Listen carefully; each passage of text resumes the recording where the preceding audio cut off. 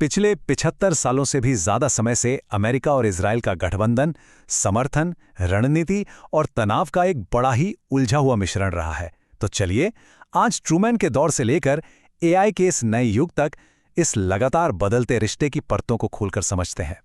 देखिए, इस पूरे रिश्ते के केंद्र में हमेशा से एक सवाल रहा है। क्या इजराइल के लिए अमेरिकी समर्थन एक नैतिक जिम्मेदारी है या फिर ये एक रणनीतिक जरूरत है? और यही वो सवाल है जिसने हमेशा से अमेरिकी नीति निर्माताओं को दो धड़ों में बांटा हुआ है। तो चलिए शुरू करते हैं पहले हिस्से से, एक गठबंधन का निर्माण। देखते हैं कि यह सब शुरू कैसे हुआ। बिल्कुल शुरुआत से ही अमेरिकी सरकार में इसको लेकर मतभेद था। एक तरफ थे राष्ट्रपति ट्रूमैन, जिन्होंने नैतिक वजहों से इजराइल का समर्थन किया, और दूसरी तरफ था उनका अपना स्टेट डिपार्टमेंट, जिसकी चिंता अरब देशों से मिलने वाले तेल और उस इलाके की स्थिरता को लेकर थी। और सच कहें तो ये खींचतान आज भी इस रिश्ते को परिभाषित करती है।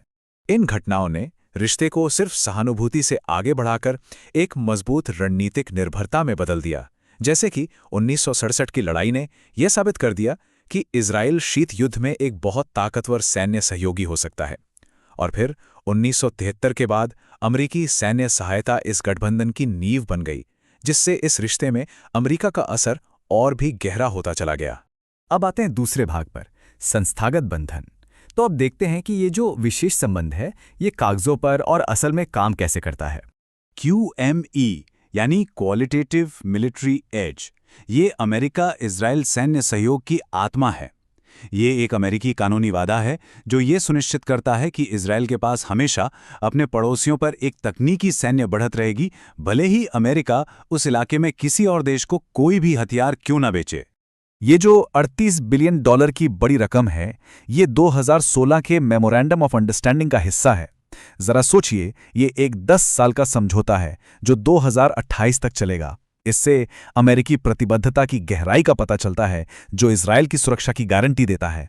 ये टेबल इस रिश्ते के विकास को बहुत अच्छे से दिखाती है।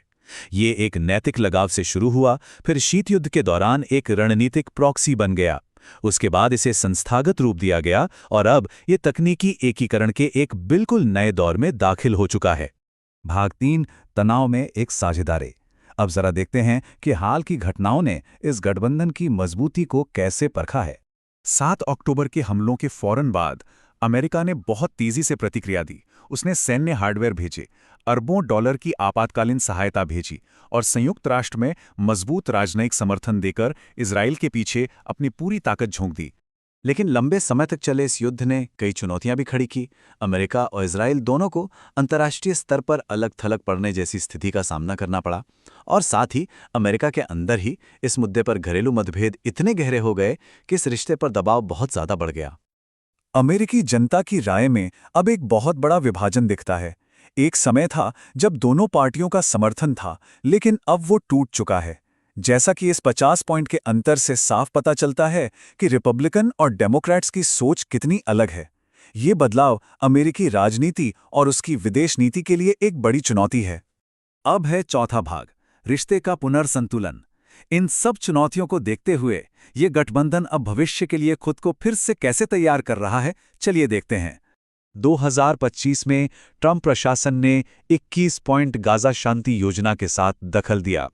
इसका मकसद सिर्फ युद्ध खत्म करना नहीं था, बल्कि मानवीय सहायता को बढ़ाकर और सभी बंधकों की रिहाई सुनिश्चित करके हालात को स्थिर करना भी था। ये एक नई कूटनीतिक पहल का संकेत था। और ये एक बहुत महत्वपूर्ण रणनीतिक बदलाव है।